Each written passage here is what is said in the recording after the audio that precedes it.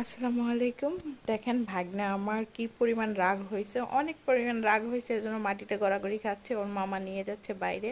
আর এইদিকে আমার ছেলে দেখেন, এই যে ওর দাদুর মেশিন করে সে ইচ্ছা মতো গুড়া নাড়াচাড়া করতেছে। এগুলো হলো ধান ভাঙার মেশিন। এখানে এসে দেখেন কিভাবে কি করতেছে। আর আমার ভাগ্নি হচ্ছে এটাকে ভিডিও করে নিচ্ছে। দেখেন আমার এসে বলতেছে, মামি দেখেন আপনার ছেলে কি করতেছে। আমরা চলে যাব যশোর, এর জন্য হচ্ছে বাসা থেকে আবার এই যে দেখেন কাউন্টারে চলে আসছি। কাউন্টারে হচ্ছে আম্মু আব্বু আসছে আমাদের তুলে দেওয়ার জন্য। বড়বারের মতো এই বৃষ্টিতে মানে তারা ভিজে আমাকে বিদায় দিয়েছে। ওই ফুটেজগুলো ছিল সব ডিলিট হয়ে গেছে। আমি যেহেতু যশোর আসার পরে হচ্ছে ভিডিওগুলো করছি।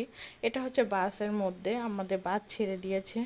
আর যশোর আসার পর থেকে আমাদের বৃষ্টি যেন পিছুই ছাড়ছে না। যশোর আসার পথে প্রচুর পরিমাণ বৃষ্টি ছিল, প্লাস হচ্ছে যশোর আসার পরেও অনেক বৃষ্টি। দেখেন কি পরিমাণ বৃষ্টি, বাতাস, ঝড়, মানে নাগাতার বৃষ্টি হয়েই চলেছে।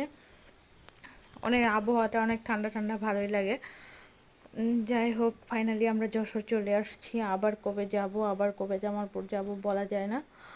কবে ছুটি হবে, আবার কবে ছুটি হওয়ার পরে আবার মা বাবার মুখ দেখব।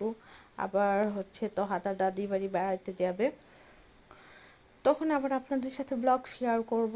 আর এখন হচ্ছে এ পর্যন্তই আমাদের হচ্ছে বাড়ি থেকে যশোরের মানে এ পর্যন্ত ভিডিও করা। এখন শুধু যশোরের ভিডিও পাবেন। আর কয়েকদিন আমি ভিডিও দেইনি, এর জন্য আমার একটু প্রবলেম ছিল। কিছুদিন পর পরে আমার প্রবলেম লেগেই থাকে, কন্টিনিউ ভিডিও দিতে পারি না। কেননা হচ্ছে আমার ছোট একটা বেবি আছে, ওকে নিয়ে তারপর হচ্ছে আমার দুইটাই ছোট ছোট বেবি। এর জন্য আমি পারি না সেইভাবে। আর যতদূর সম্ভব আমি অনেক চেষ্টা করি। আর অনেক বৃষ্টি হচ্ছে যশোর। সবাই ভালো থাকবেন। আল্লাহ হাফেজ।